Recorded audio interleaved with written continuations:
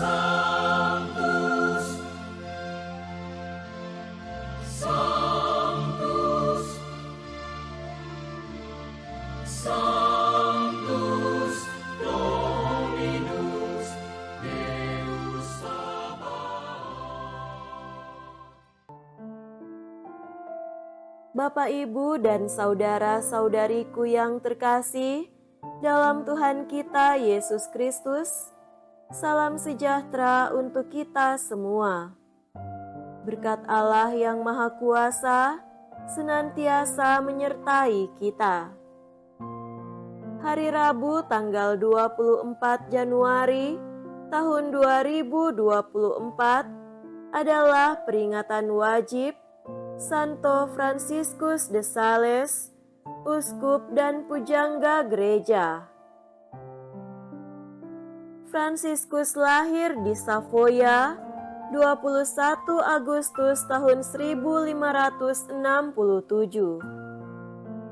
Ia seorang yang cerdas, juga berpendidikan tinggi. Fransiskus kemudian ditahbiskan menjadi imam. Ia amat semangat membaktikan diri bagi kepentingan gereja dan perkembangan iman umat. Meskipun karyanya banyak menemui rintangan dan terancam, ia tidak gentar menghadapi ancaman-ancaman tersebut. Kemudian ia menggunakan cara lain untuk menyebarkan ajaran iman dengan menulis melalui pamflet-pamflet dan ditempelkan di seluruh dinding kota. Hal tersebut berhasil. Dalam waktu singkat, 25.000 orang bertobat. Tahun 1597, Fransiskus ditahbiskan menjadi uskup. Ia dikenal sebagai uskup yang bijaksana, ramah, dan menyayangi umatnya. Pendiri suster-suster visitasi ini meninggal tahun 1662 di Lyon, Prancis. Fransiskus adalah orang kudus yang merintis penggunaan surat kabar dalam pewartaan iman. Ia digelari pujangga gereja dan pelindung para penulis dan pers Katolik.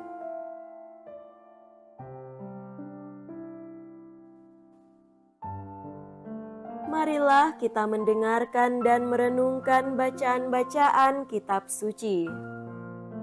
Bacaan pertama dari kitab kedua Samuel, bab 7, ayat 4-17. Waktu itu Raja Daud ingin mendirikan rumah bagi Tuhan. Maka datanglah sabda Tuhan kepada Natan demikian, "Pergilah, katakanlah kepada hambaku Daud, beginilah firman Tuhan, masakan engkau yang mendirikan rumah bagiku? Tidak pernah aku diam dalam rumah sejak aku menuntun orang Israel dari Mesir sampai hari ini, tetapi aku selalu mengembara dalam kemah sebagai kediaman. Selama aku mengembara bersama-sama seluruh orang Israel, pernahkah kepada salah seorang hakim Israel yang kuperintahkan menggembalakan umatku, aku bersabda, mengapa kamu tidak mendirikan bagiku rumah dari kayu aras? Oleh sebab itu, katakanlah begini kepada hambaku Daud, beginilah sabda Tuhan semesta alam, akulah yang mengambil engkau dari padang ketika engkau menggiring kambing domba. Engkau kuambil untuk kujadikan raja atas umatku Israel. Aku telah menyertai engkau di segala tempat yang kau jalani dan telah melenyapkan segala musuhmu dari hadapanmu. Aku membuat besar namamu seperti nama orang-orang besar yang ada di bumi. Aku menentukan tempat bagi umatku Israel dan menanamkannya, sehingga ia dapat diam di tempatnya sendiri dengan tidak lagi dikejutkan ataupun ditindas oleh orang-orang lalim seperti dahulu, sejak aku mengangkat hakim-hakim atas umatku Israel. Aku mengaruniakan keamanan kepadamu terhadap semua musuhmu.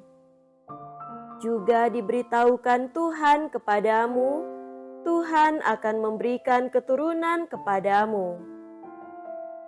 Apabila umurmu sudah genap dan engkau telah mendapat perhentian bersama dengan nenek moyangmu, maka aku akan membangkitkan keturunanmu yang kemudian, anak kandungmu, dan aku akan mengokohkan kerajaannya. Dialah yang akan mendirikan rumah bagi namaku, dan aku akan mengokohkan tahta kerajaannya untuk selama-lamanya. Aku akan menjadi bapanya, dan ia akan menjadi putraku. Apabila ia melakukan kesalahan, maka aku akan menghukum dia dengan rotan yang dipakai orang dan dengan pukulan yang diberikan anak-anak manusia. Tetapi kasih setiaku tidak akan hilang daripadanya, seperti yang kuhilangkan daripada Saul, yang telah kujauhkan dari hadapanmu. Keluarga dan kerajaanmu akan kokoh untuk selama-lamanya di hadapanku, tahtamu akan kokoh untuk selama-lamanya. Tetapi seperti perkataan ini, dan tepat seperti penglihatan ini, Nathan berbicara kepada Daud. Demikianlah sabda Tuhan. Syukur kepada Allah.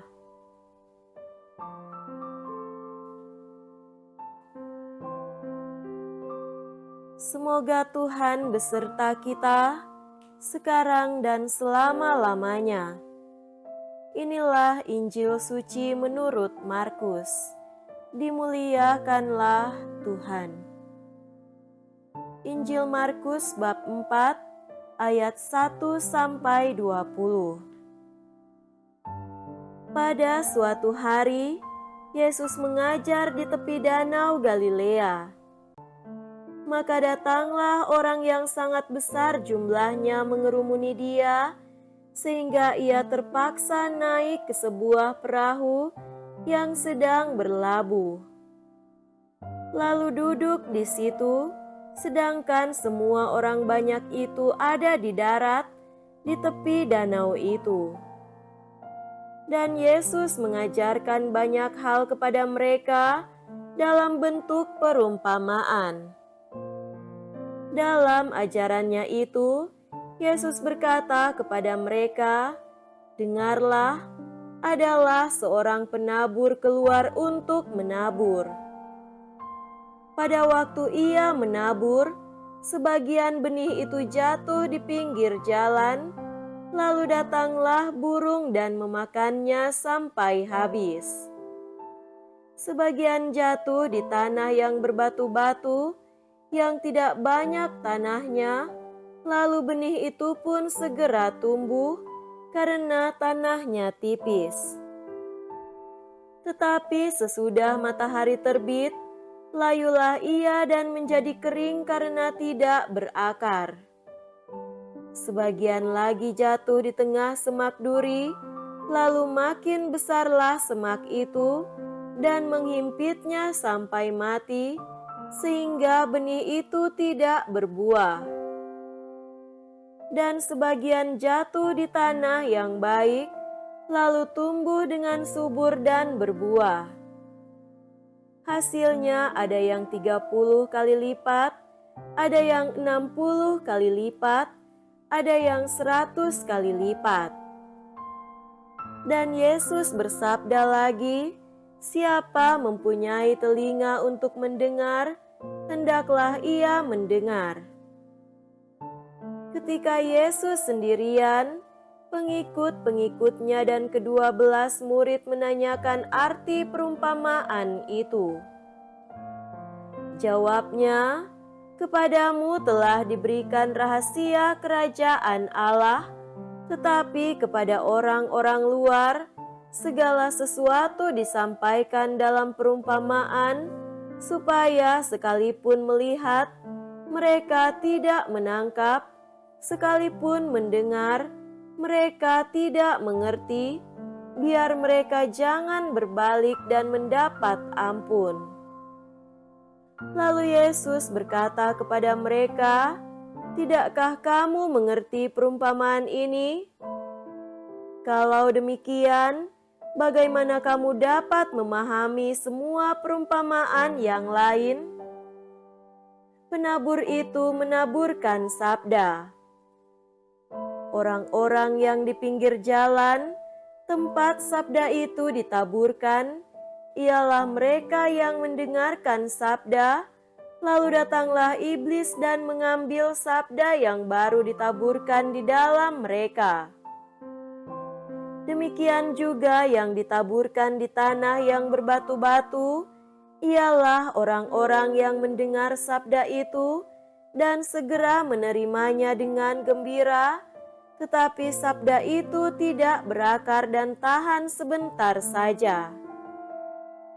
Apabila kemudian datang penindasan atau penganiayaan karena sabda itu, mereka segera murtad. Dan yang lain yang ditaburkan di tengah semak duri, ialah yang mendengar sabda itu, tetapi sabda itu lalu dihimpit oleh kekhawatiran dunia, tipu daya kekayaan, dan keinginan-keinginan akan hal yang lain, sehingga sabda itu tidak berbuah. Dan akhirnya yang ditaburkan di tanah yang baik, ialah orang yang mendengar dan menyambut sabda itu, lalu berbuah, ada yang 30 kali lipat, ada yang 60 kali lipat, dan ada yang 100 kali lipat. Demikianlah sabda Tuhan. Terpujilah Kristus.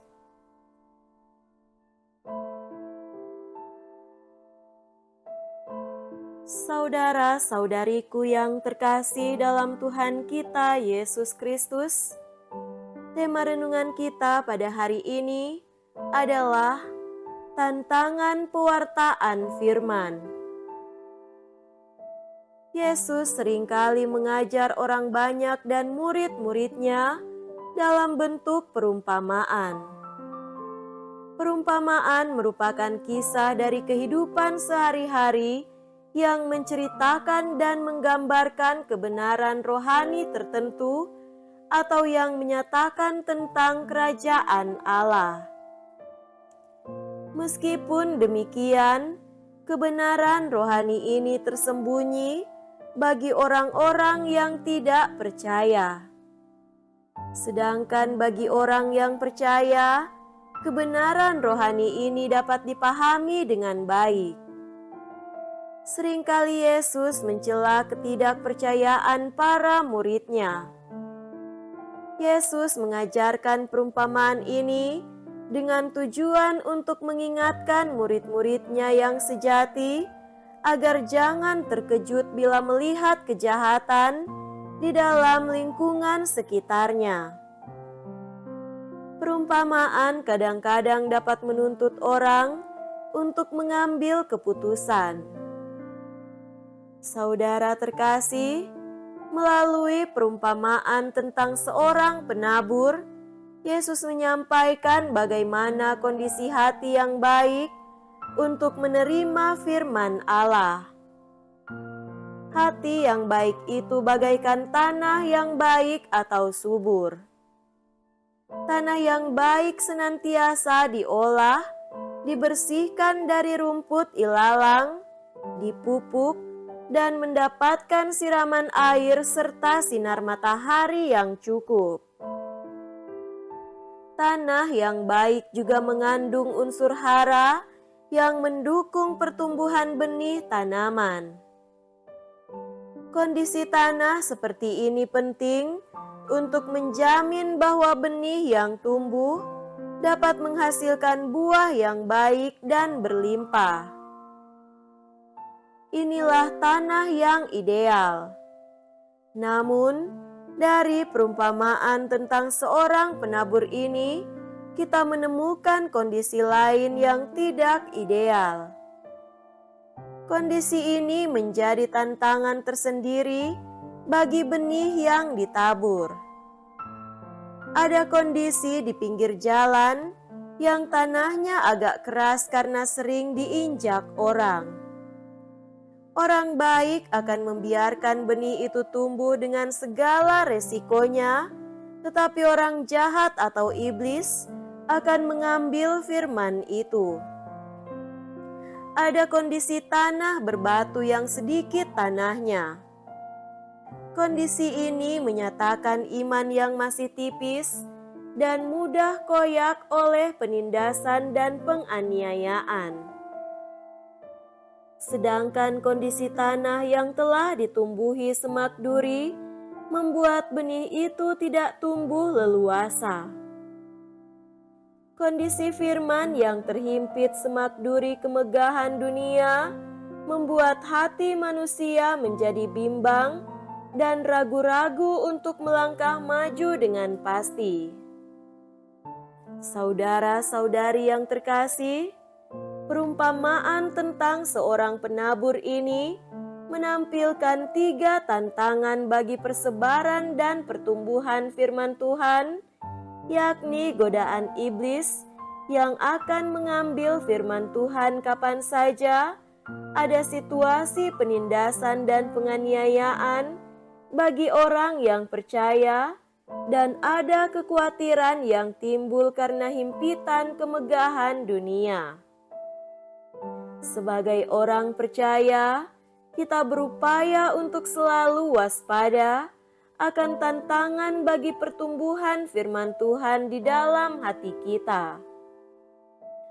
Oleh karena itu, kita perlu selalu meminta tuntunan dan bimbingan Roh Kudus agar hati kita selalu terjaga, agar hati kita selalu siap membedakan mana tindakan iblis dan sekutu-sekutunya, dan mana daya Roh Tuhan yang mengarahkan kita menjaga hati yang baik bagi pertumbuhan firman Tuhan.